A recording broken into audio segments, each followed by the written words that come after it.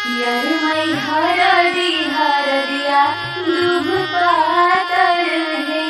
यरमई हरदिया दूब पातर है। यरमई जानी हथिया में मारा बड़ी सुहावन लागे। आज जानी में मारा बड़ा सुहावन लागे। हेलो। हाँ हेलो। कहाँ बाड़ा? घरे बनी। अरे जल्दी आओ ना। अरे इतना जल्दी कब आ? हमरा ये सब कुछ नहीं सुने के, जल्दी आओ ना। अरे तो इतना घबराइल काहे बड़ू? हमरा जिंदगी और मौत के सवाल बा, प्लीज जल्दी आ जाना। ठीक बा आओ।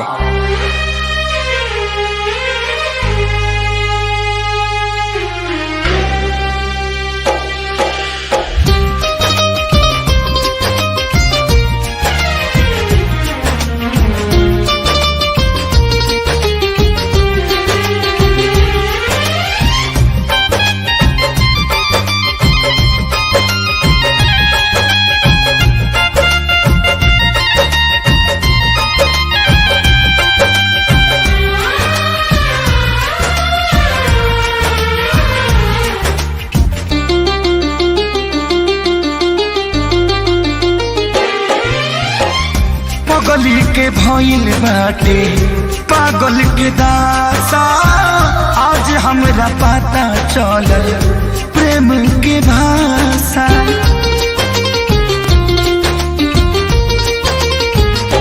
हाँ पगली के भइल बाटे पागल के दासा, आज हमरा पता चलल प्रेम के भाषा।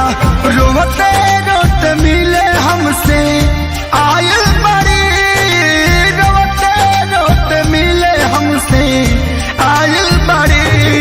हमर जान आज हरदी से लटाइल बड़ी, हमर जाना आज हरदी से लटाइल बड़ी।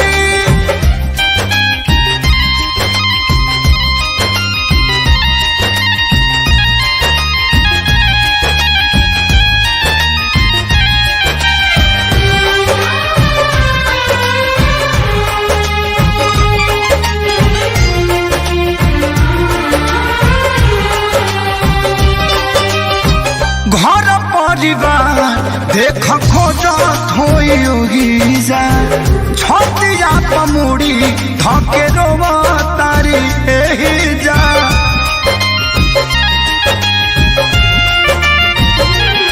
हथवा के मेहंदी मिटावेली इ तो हमरे के समझावेली। अखिया बाल राइल पागा लाइल बड़ी, अखिया बाल राइल पागा लाइल बड़ी। हमर जान आज हरद से लटाइल बड़ी, हमर जान आज हरद से लटाइल बड़ी।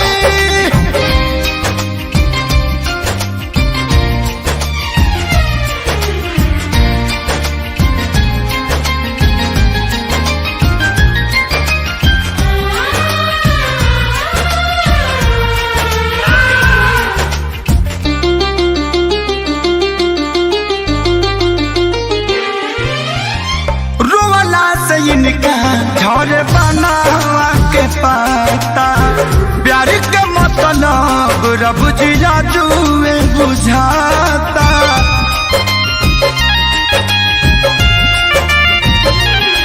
हम इनका से तनिको खफा नहीं थी, काहे की जान बेवफा नहीं थी।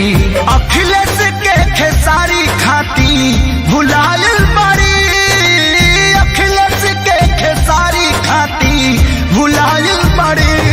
हमर जान आज हरद से लटाइल बड़ी, हमर जान आज हरद से लटाइल बड़ी।